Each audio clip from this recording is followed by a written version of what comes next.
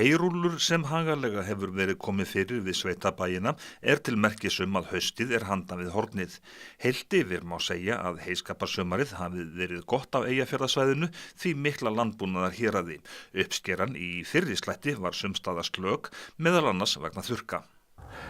Búið að mæla hversu gott grasið sem komið í hús?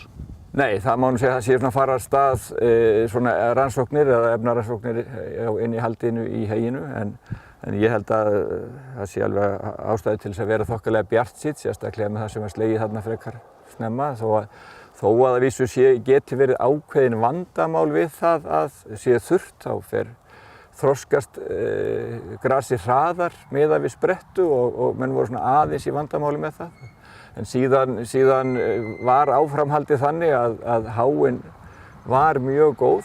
Það var mikil háarspretta því eftir að fóra að bleita í júlí þá var mikil og góð seinnisláttur mjög góður. Það má því gera ráð fyrir að kúabændur þurfi ekki að gefa kúnu fóðurbæti í stórum stíli vetur. En auðvitað skiptir það miklu máli með hagkvæmnina að ná góðum heyjum og að sem stærstur hluti af fóðrinu sem kýrnar fá séu af heimafengnum gróffóðri eða heimafengnum fóðri en ef að heyið gott þá minnkar þessi hluti sem að snýr að innflutningi eða kjarnfóðri sem keypt af.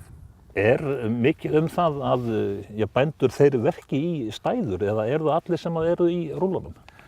Nei, það hefur verið að þróast núna seinustu ár að meira yfir í það að stærri kúabændur eða mjólkurframleiðendur séu með stæðuverkun.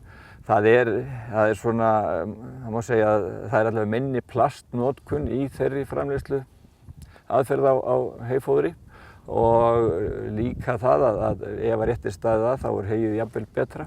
Það nú líkur á því að smám saman færist svona stórir framleiðendur yfir í þetta. En þetta hentar ekki eins vel þar sem að búin eru ekki mjög stór. Eitt meðalbú það fer fram á mikinn tækjakost. Verktaka, hún alltaf að aukast ár frá ári? Já, svona ef maður tekur ákveðin tímabil þá hefur verktakan verið að mjakast upp á við en það nú kannski óþarflega hægt þanniglega séð en hins vegar þetta líka þannig að menn eiga vélar saman. Þannig að það náttúrulega ákveðin hagkvæmni í því líka en menn horfa vissulega mjög mikið á þennan vélakostnað og sem stór hluti í okkar búvöruframleiðslu og bæði með verktöku og samnýtingu á vélum og það má alveg nefna það að til langs tíma hefur það verið hefð að nánast öll jarðvinnutæki eru í eigu búnaðarfélaga eða langmest af þeim og algjör samnýting á þeim á stórum svæðum. Þannig að það svona eitt af því sem mjög jákvætt líka. Ef að tíð helst góð fram eftir, margir sem að slá þrisvar? Já, menn eru bara að því þessa dagana, þess sem var slegið kannski eða upp úr miðjum júní, eða svona, 20. júní.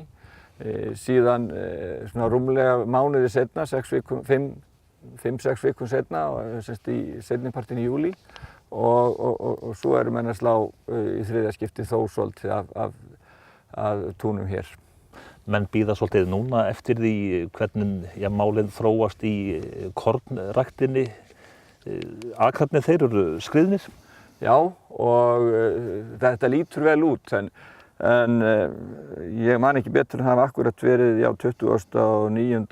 ágúst í fyrra sem að kom mikið næturfrost. Þannig að það bara slétt ár síðan? Já, upp á dag, 6 stiga frost, svona 2 metra hæð og þá var kornið komið mun skemmra á veg en núna. Komið tiltölulega lítil fylling í axið í kornið og það stöðvaðist allt og í raun varð megnið af korninu ónýtt við þá einu nótt. Núna komin mun betri fylling og þetta lítur mjög vel út og ég held að ef þetta færi nú frið fyrir veðrinu einhverjar 2 vikur í viðbót þá verði góð kornuppskera. Og það mikið undir? Já, þetta hjá þeim sem eru með umtalsvert magn sem eru þó nokkrir, þá skiptir þetta mjög miklu máli peningalega. En hins vegar má segja að eins og þetta sem gerðist í fyrra hafi gert það verkum að kornrækt hefur frekar dregist saman. Þetta var ekki fyrsta áfallið núna á ekki löngum tíma. Þannig að það hefur verið frekar samdráttur.